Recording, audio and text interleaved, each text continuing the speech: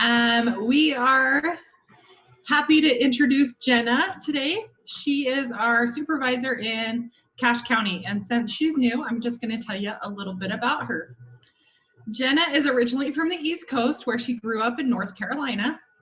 She moved to Idaho to pursue a bachelor's degree in exercise physiology at BYU-I. It was during her undergrad that she discovered her passion for nutrition and decided to become a registered dietitian. She continues her study at the University of Idaho and received a master's degree in nutrition and dietetics. And the reason she became a dietitian is that she loves serving and teaching others how to achieve optimal health by making healthy and sustainable food and lifestyle choices. Her go-to motto is "All foods fit." Jenna began working for USU in August last year in Cache County, and she hopes to share her passion of nutrition with others as she serves the people of Cache County.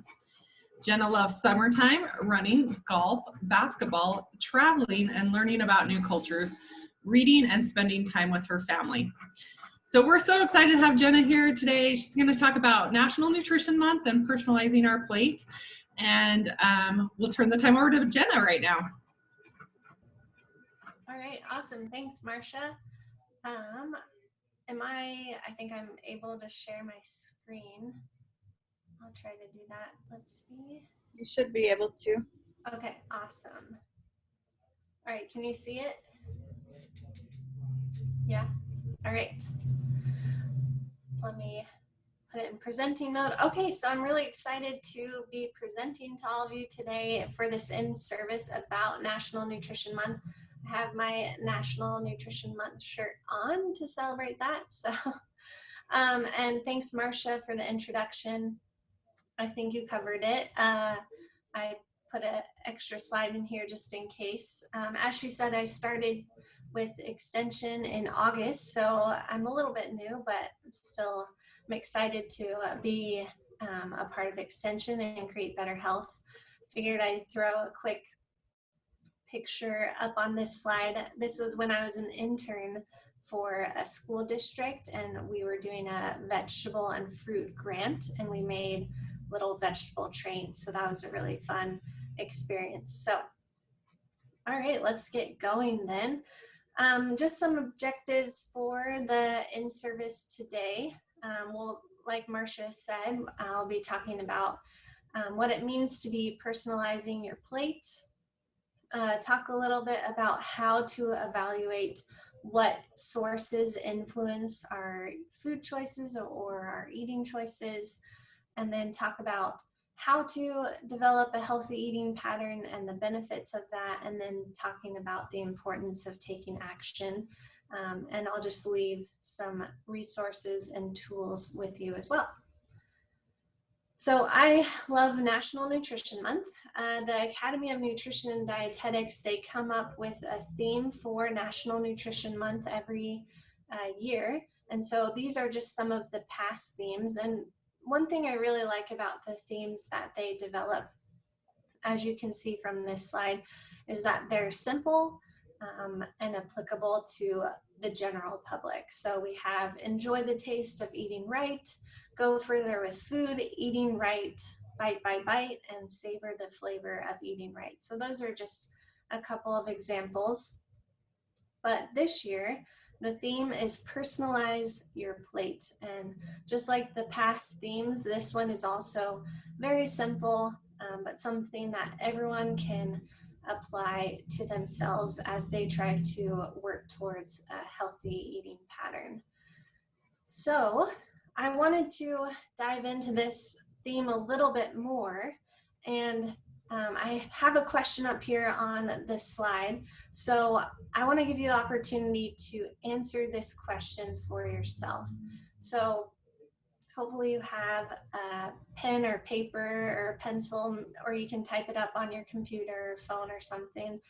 But think about this question. What does it mean to you to personalize your plate? And I emphasized the word you on this slide because I don't want you to write what you think it should mean or what the right answer is, but I just want you to truly think what it means to you to personalize your plate. So I'm going to give you 1 minute to either think about this question or write down an answer on some paper.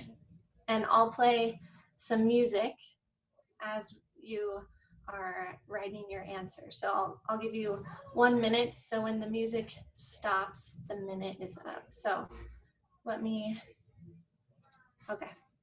So go for it. You can.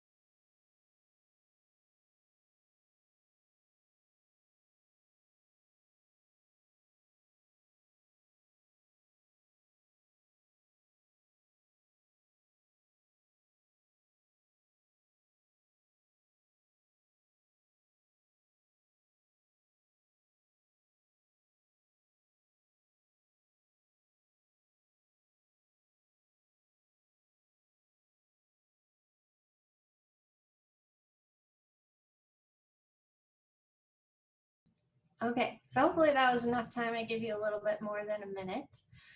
But now that you have an answer written down or you've thought about your answer, I'm going to have you guys go into breakout rooms and discuss what your answer to this question was. So you'll be in your breakout room for about 5 minutes and just allow everyone the opportunity to share what their answer was to that question, what it means to them to personalize their plate. And then after everyone has shared, you can kind of discuss your answers, looking at the similarities or differences between your answers, and then just try to come up with a overall group definition, or maybe a couple of things that you would want to share with everyone else when we come back into the main session. And if you want, you can pick a spokesperson. I might ask for a couple of people to share what their group talked about in the breakout room once we come back to the main session. So I think Amalia is going to help me out with the breakout room. So we're good to go into the breakout rooms at any time.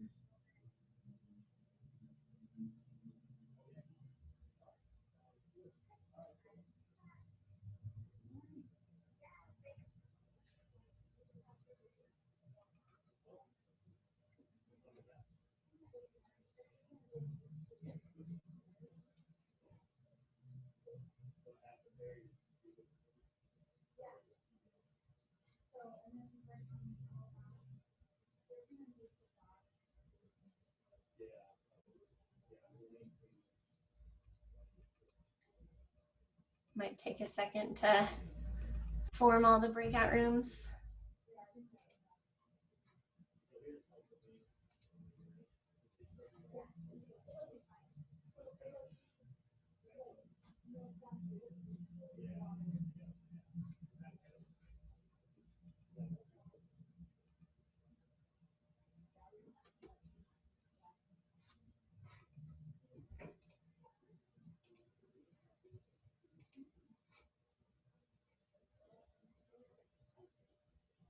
Okay, thanks, Amalia. Yeah, you're welcome. Sorry, it took a minute. Oh, no worries. I totally understand. Trying to sort everything takes a while, so. Yeah.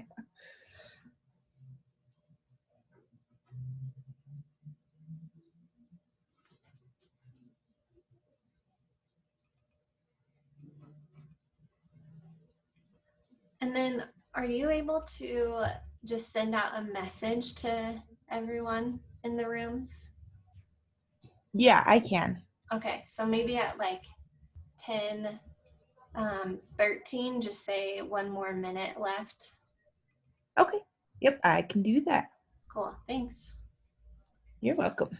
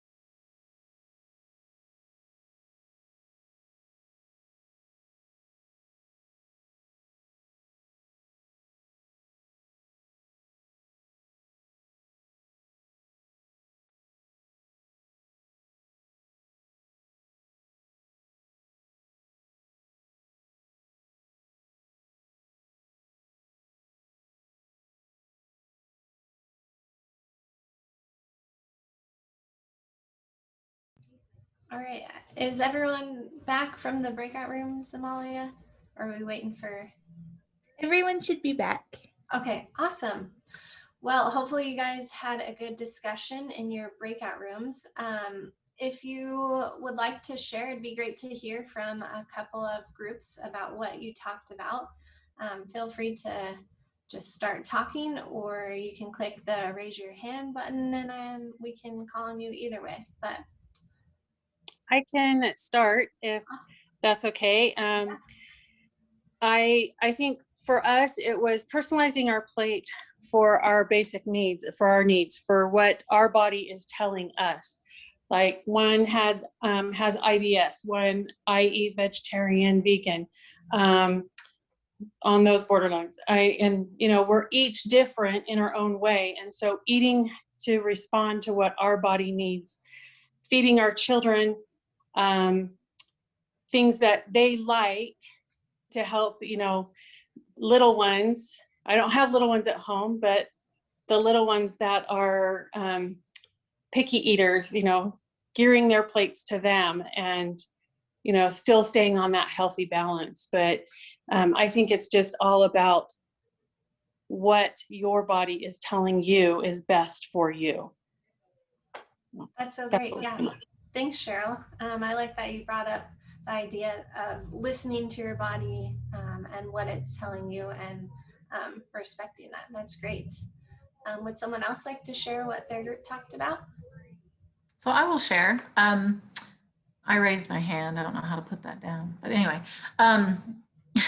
So the main theme that the people in our group talked about was really just what's satisfying for you. So personalizing it meant your choice, food that I like is what several people said. But so I thought that was a really cool theme. And then we also thought that portion size was a way to personalize your plate. So my portion size is going to be completely different from my husband or my kids. So personalizing to me could also mean not just what I'm eating, but the amount that I'm eating as well.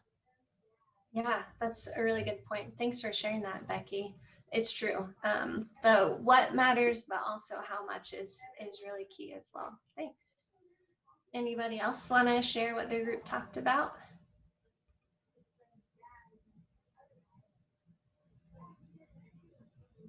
Maybe one more group. In our group, a couple of us talked about some people had different dietary needs as far as medically induced changes from before, and then also that it kind of gave you more freedom to assemble what you liked, like your flavor profile, your family history or where you live, and then it kind of took a little bit of the pressure off as far as I can pick what I want and I can pick how much I want, and it doesn't have to be what somebody else is eating. Yeah, thanks for sharing that, Kate. I like that you mentioned that you're taking that pressure away from eating, because with all the social media and there's a lot of pressure in the world today when it comes to eating. So having that flexibility to choose what you like based on your body needs, your health needs, etc. This theme is very important thing to not only apply in our own lives, but to teach others as well. So thanks everyone for sharing with us what your group talked about. I appreciate that.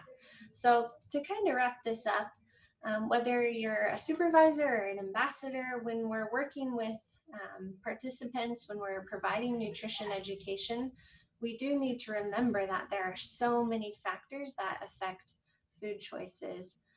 And as I kind of gathered from your comments that you shared with me, you do understand the importance of making it personal to you.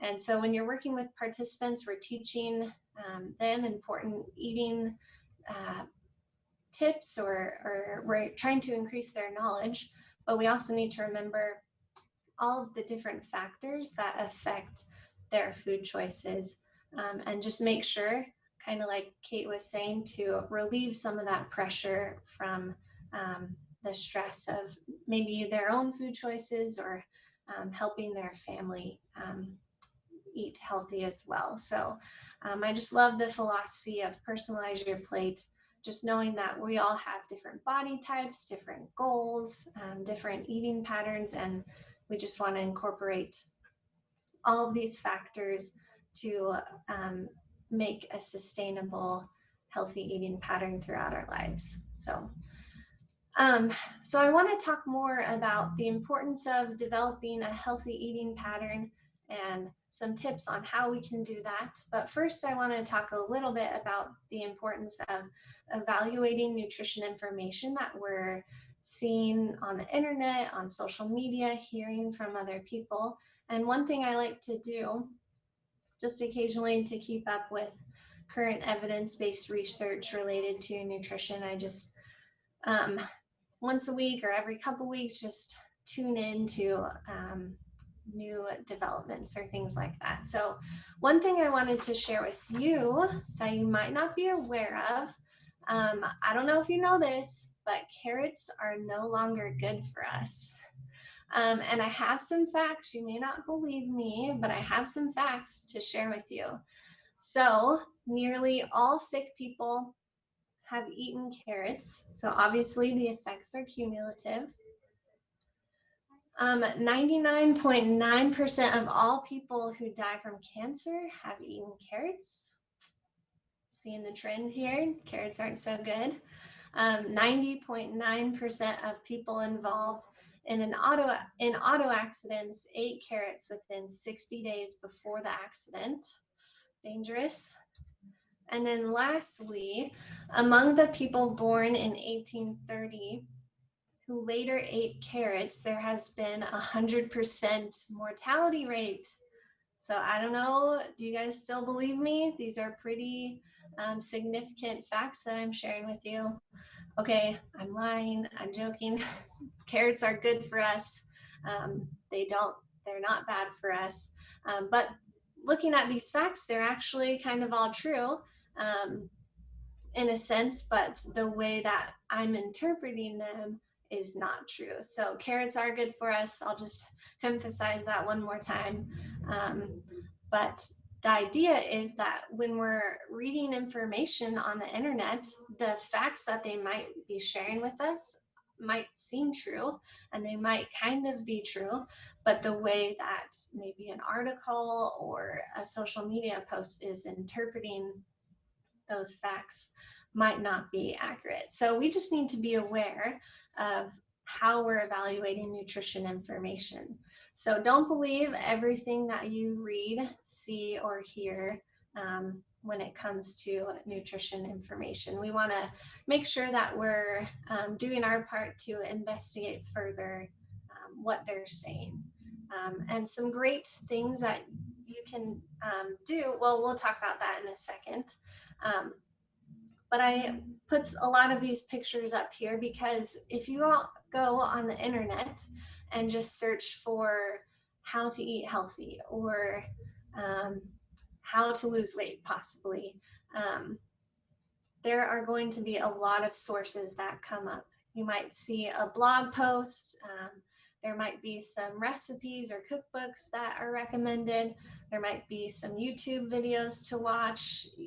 There's a lot of information on Instagram. You might have magazine articles. You even might see ads for different weight loss supplements. You could even talk to family and friends to get their opinion on the best way to eat healthy. So unfortunately, we can't say, well, this source is bad and this source is good.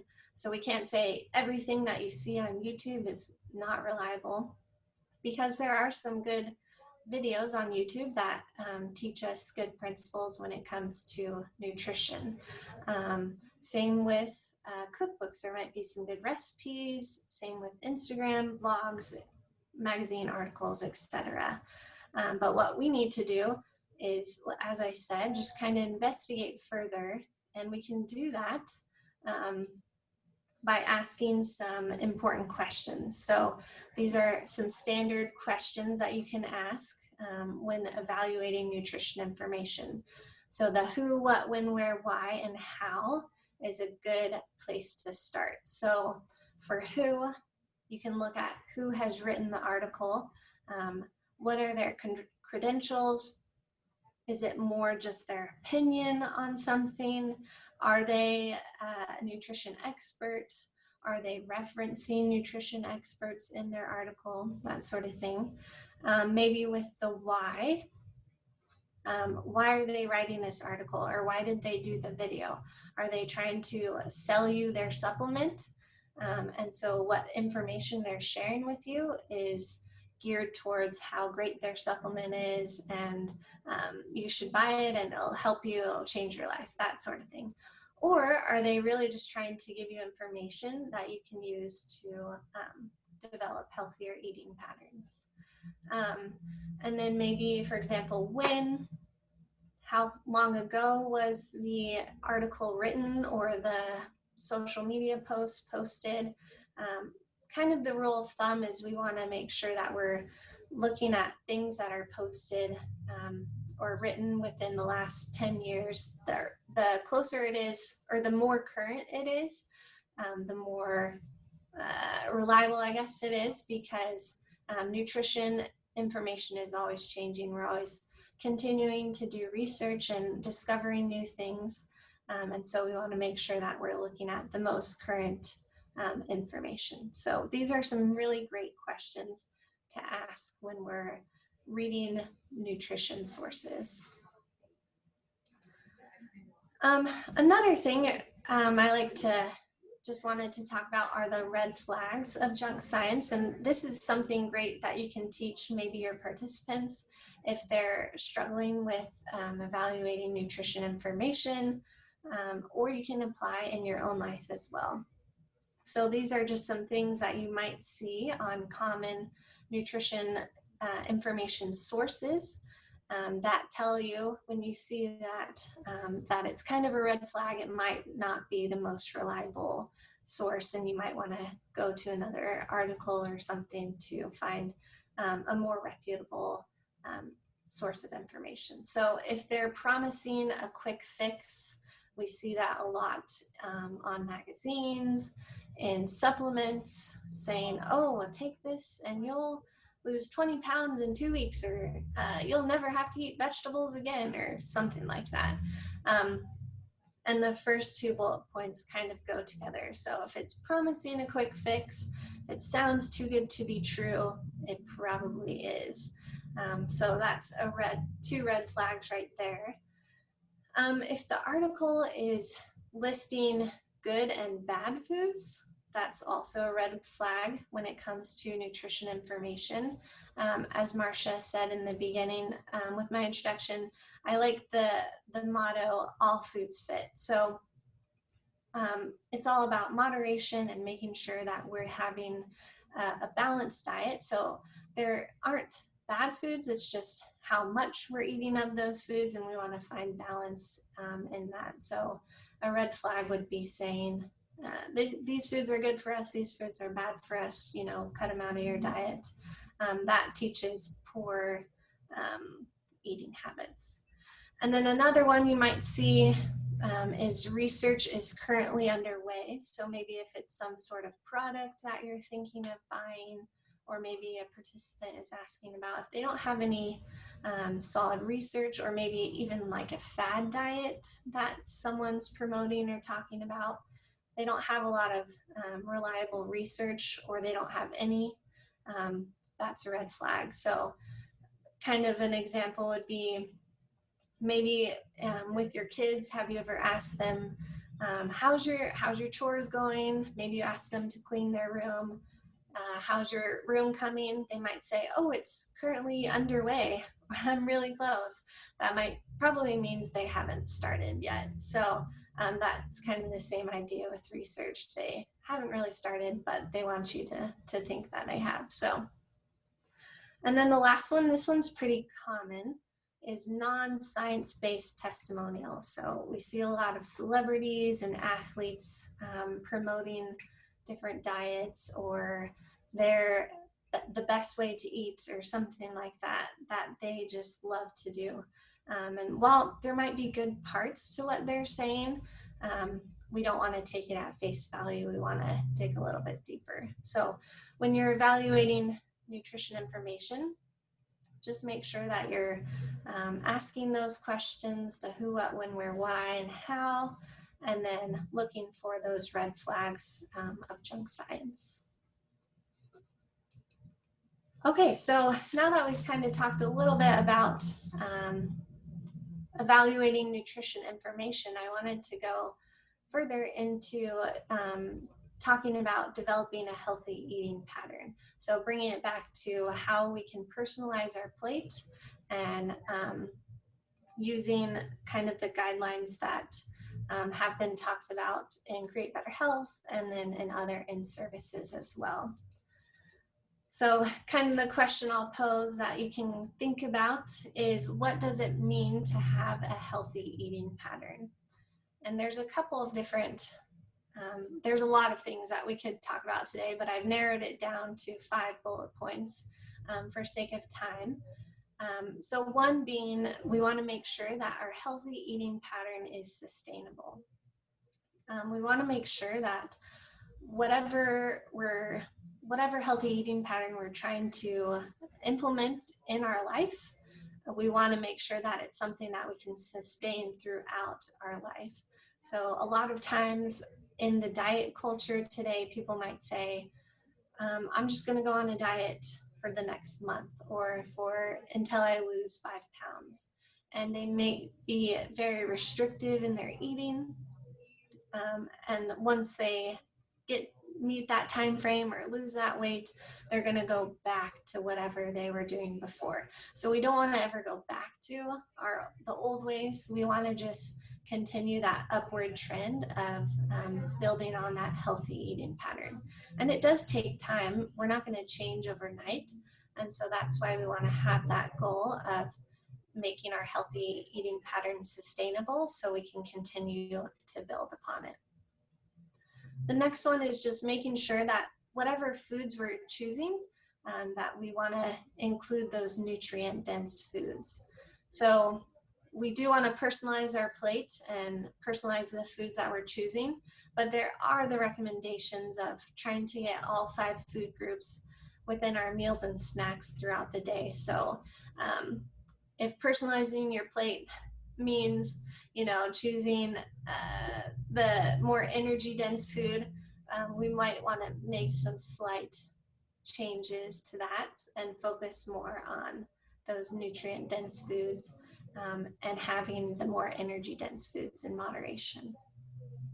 And then, as we talked about earlier, a healthy eating pattern is unique to everyone.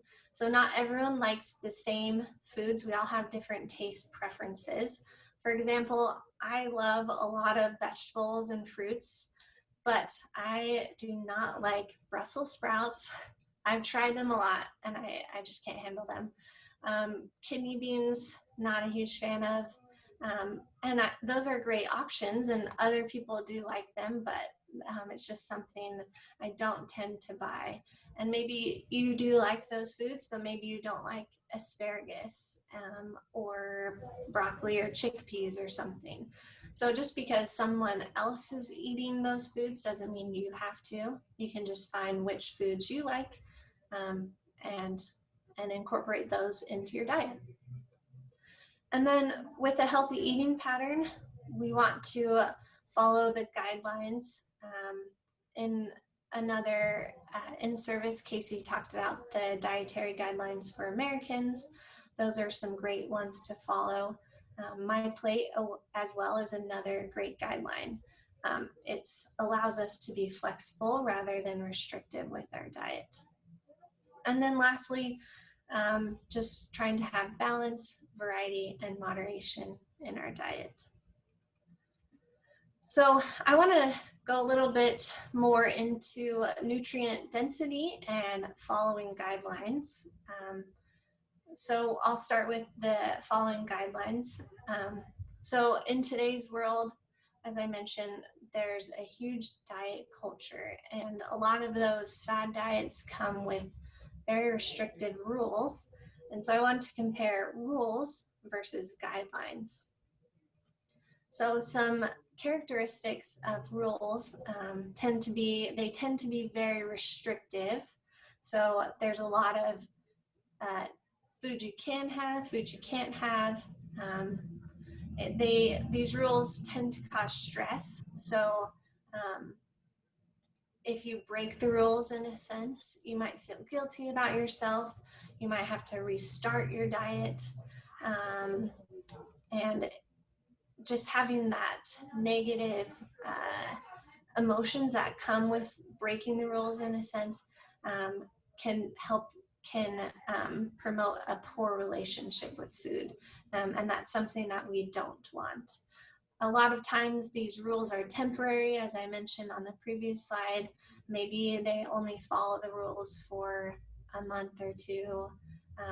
They just have a certain goal that they want to achieve. And then once they do that, they're going to go back to whatever they were doing before. And then the focus for the rules is often on appearance. A lot of times people go on fad diets to lose a certain amount of weight. And again, the focus is on what you can't have. So a lot of people who are on a fad diet might say, oh, I can't eat that food, or, oh, I really shouldn't eat that food. I know it's bad for me. So rules are just not the greatest. We don't want to be restrictive in our eating.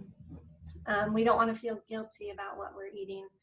So rather than having rules or following those restrictive rules, we want to focus more on the guidelines. So basically, it's the opposite of what the rules are. So guidelines are more flexible. We can, if we want to go out and have a treat with friends or family, it's okay to do that. We're not going to break any rules. We just know we're choosing to have balance in our diet, and we have joy in going out with our friends or our family to have that treat with them. So. And I think guidelines are empowering. They teach us proper ways to develop a healthy eating pattern. And as we implement them, we feel good about ourselves. We feel empowered to make more changes in our diet. And then they're also long-term, as I talked about on a previous slide. We want to make sure that the guidelines we're following are helping to promote a sustainable lifestyle. And rather than focusing on losing weight, our focus with the guidelines are on building health. So we want to reduce risk for chronic disease. We want to be healthy so we can play with our kids, play with our grandkids, and just have an overall happy and healthy life. And we focus on what we're adding to our diet rather than what we're trying to take away from our diet. And then lastly, a lot of times fad diets don't really talk ever about physical activity, whereas guidelines try to incorporate that physical activity into our lifestyle. So again, we want to focus on the guidelines and do away with the rules. And I mentioned My Plate and the dietary guidelines for Americans. Those are two great guidelines to follow. Okay, so I've talked a little bit about nutrient density, and this is a common term that we use a lot when we're talking about nutrition. We say that a food is nutrient dense, but sometimes we don't quite understand what that means. So rather than saying good or bad foods, I like to say nutrient dense foods versus energy dense foods. So when we're looking at the nutrient density of a food, we're comparing the amount of calories to the amount of nutrients in a food. And we can evaluate the nutrient density of one food. We can compare a couple of different foods or many different foods based on their calories and nutrients. So if a food is nutrient dense, the amount of calories are lower than the amount of nutrients. And then if a food is energy dense, the calories are higher than the amount of nutrients in the food. So here's an example. of comparing marinara sauce and Alfredo sauce. So in these two pictures, we can see Alfredo and marinara sauce, and each of these servings provide 320 calories. So the calories in this example are the same, but if we look at this graph right here, we can see that the nutrients in these foods are different. So the blue bars is marinara sauce, red bars is Alfredo sauce, and in every nutrient on this graph, the marinara sauce has more of that nutrient. So in this case, we would say that the marinara sauce is more nutrient dense than the Alfredo sauce. So it doesn't mean that we should always choose marinara sauce and we should never eat Alfredo sauce. It just helps us be aware of the choices that we're making when, in this case, when it comes to pasta sauce. So if we do choose Alfredo sauce for our meal, maybe we'll just have a little bit smaller serving, and whatever we're eating with that meal, maybe we'll have some vegetables and fruits with that, some whole grain pasta with it. So the other foods on our plate, we want to try to incorporate more nutrient dense foods to kind of balance out that Alfredo sauce.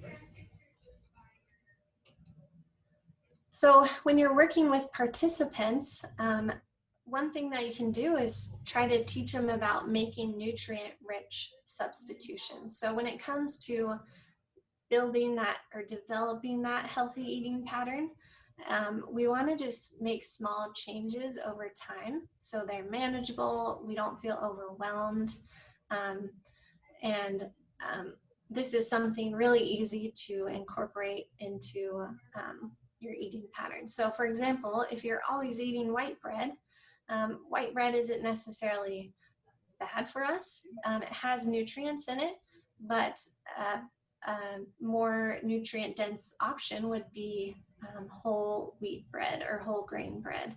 So we know that there's more nutrients in the whole wheat option.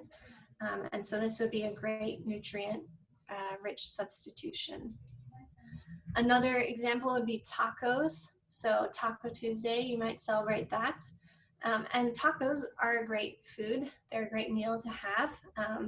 But one thing with red meat is we know it's a little bit higher in saturated fat. And we want to make sure that we're aware of our saturated fat intake. So a substitution that you can make, not all the time, you can still have tacos with ground beef. Maybe every so often, try to switch it up with a plant-based protein. So a great option is black beans and squash tacos. I don't know if you've had them. They're actually really good. So it's just they're a little bit more nutrient dense. So black beans don't have any saturated fat. They're higher in fiber. And it's just a good substitution. And then lastly, maybe if we're thinking about snack time, so a lot of times it's easy to just reach for chips or candy when you're hungry in the afternoon, especially if you're working with kids. This is a great thing to talk about, just making those nutrient-rich substitutions. So going for a string cheese or some yogurt. So it still is just an easy snack food, but it's a lot more nutrient dense. So kind of just to summarize what we've talked about with the healthy eating pattern, we want to include variety in our diet. We want to make sure that it's flexible.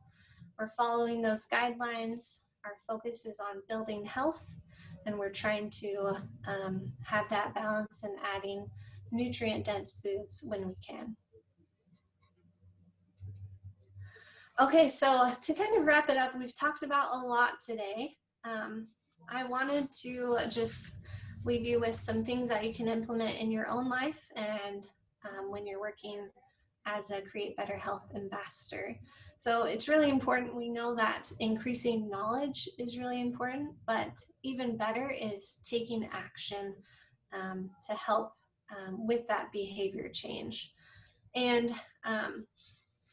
what we're gonna do, so really quick, I'm gonna give you one more minute we're gonna do an activity. So I need you to really quick, if you're at home or maybe in your office, to go find 3 like tennis balls. If you have stress balls, I have stress balls that I'm going to use. Bean bags, socks, folded up socks work really good. So if you could go and find 3 of something like similar to this, I'll give you a minute and I'll play music again so we can keep track of that minute. So really quick, if you can go and find that, that'd be great.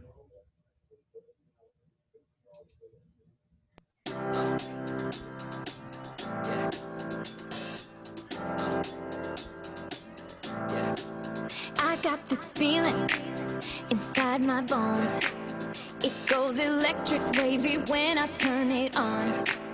And if you want it inside your soul, Just open up your heart, let music take control. I got that sunshine in my pocket, got that good soul in my feet. I feel that hot blood in my body when it drops. Ooh, I can't take my eyes off of it, moving so phenomenally. The room on lock, the way we rock it, so don't stop. Under the lights when everything goes, nowhere to hide when I'm getting you close. When we move, well, you already know. So just imagine. Nothing I can see but you when you dance, dance, dance. Feel good, good creeping up on you. So just dance, dance, dance. Come on. All those things I shouldn't do, but you dance. Okay, so hopefully you're able to find something. Okay, let me bring up the video. So we're gonna talk a little bit about juggling, and I know, just bear with me, we'll come full circle. So before we talk about it, I wanted to show you a video of a professional juggler and just kind of his skills. It's pretty amazing. So here's a quick video we'll take a look at.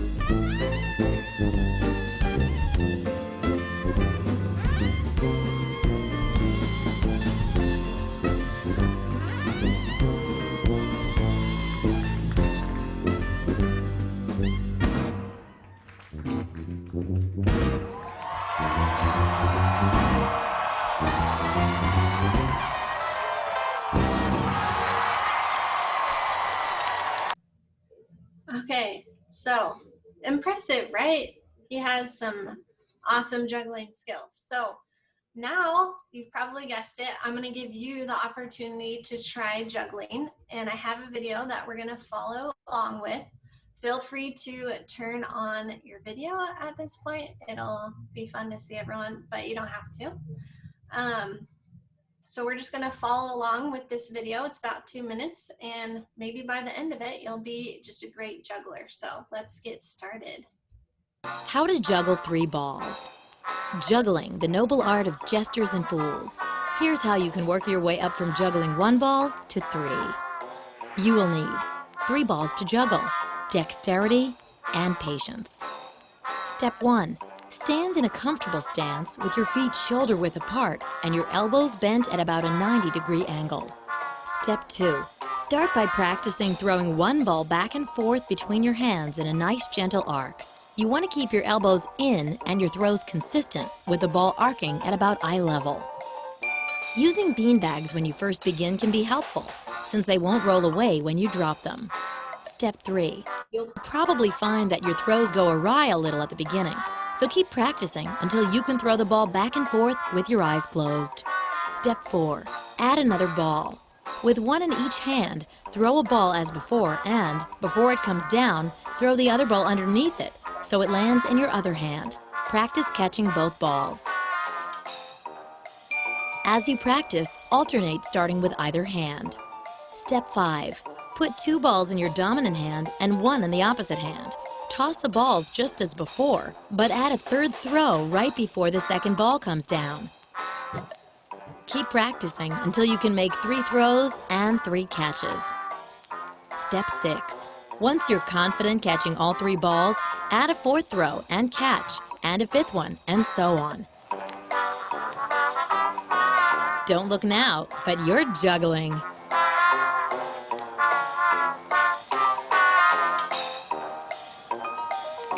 Did you know joggling? Okay, so how's everyone doing? Are you professional jugglers now? I think so. Okay, so 2 minutes is probably not enough time to become a professional juggler. And how does this relate back to nutrition? So we watched the professional juggler at the beginning, and first he was doing pretty good, just some easy juggling, but then he started getting a little complicated, going through his legs. He had 4 balls and 5 balls, and then I think he ended with like 10 or something. At the end, he couldn't even hold all of them. He had 1 on his hat, so it was really complicated. And maybe some of you know how to juggle, so practicing it was pretty easy, but for others of you, it might seem really foreign.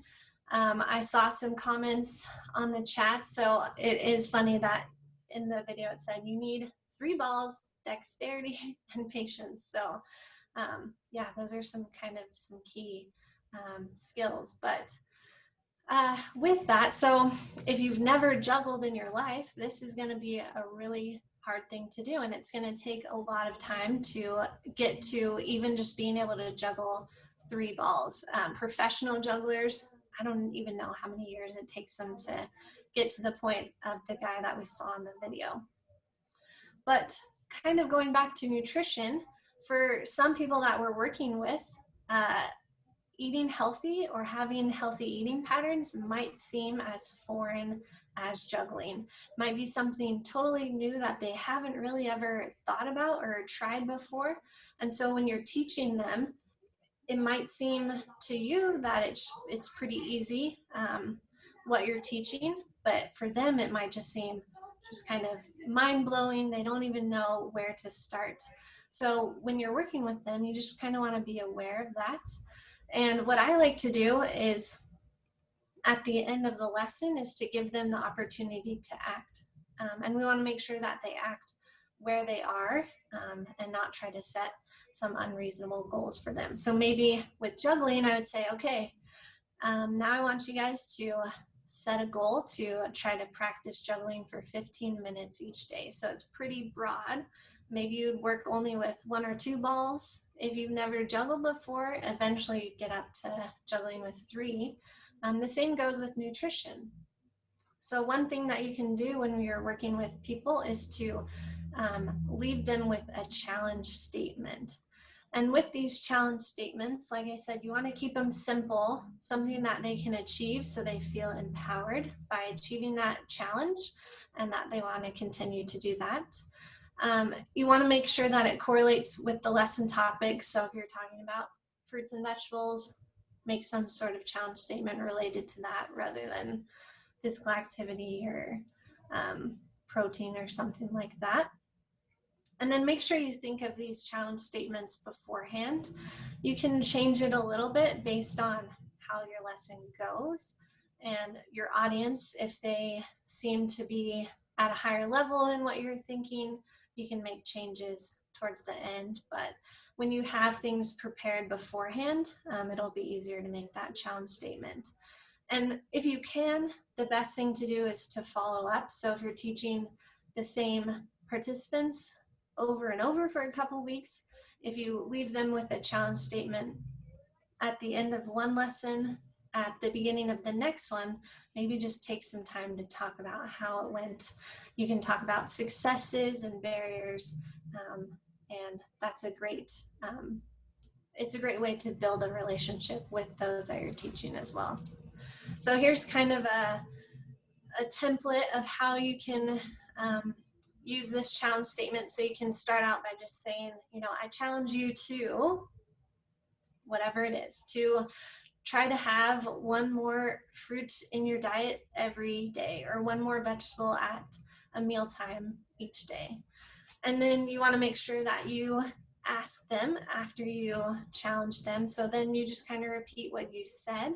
And then the final thing is to get a verbal yes from the participants. So just kind of make sure that they're engaged and it's them committing to that challenge in a sense. So here's my challenge statement to you to kind of give you an idea of what it would be like. So I challenged you to start using challenge statements in your work as an ambassador. So will you start using challenge statements in the work you do as an ambassador?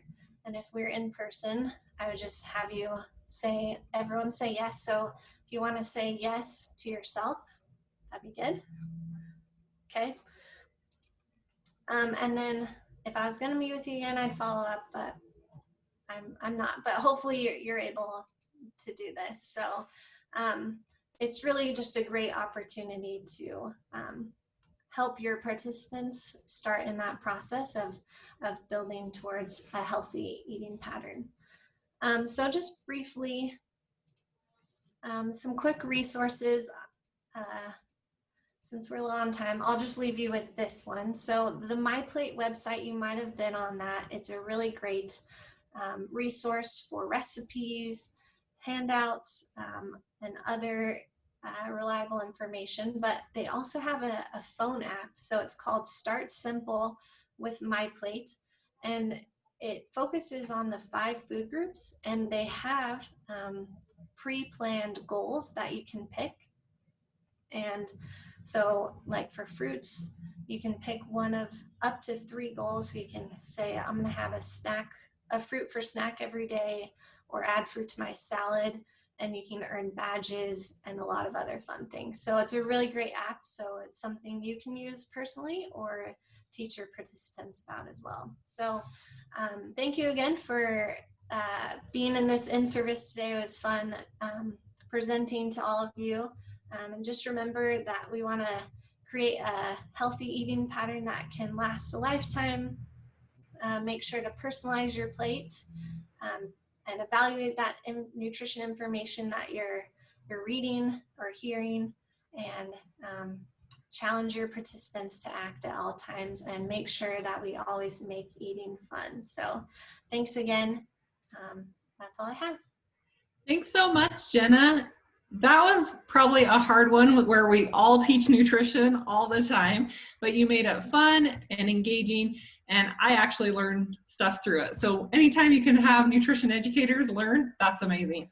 So thank you so much for spending your time. Also, with that app, just a reminder, that is your monthly challenge, is to download that app and make some goals. And you're down to your last week to post about it and let me know how you liked it and what you learned from using that app.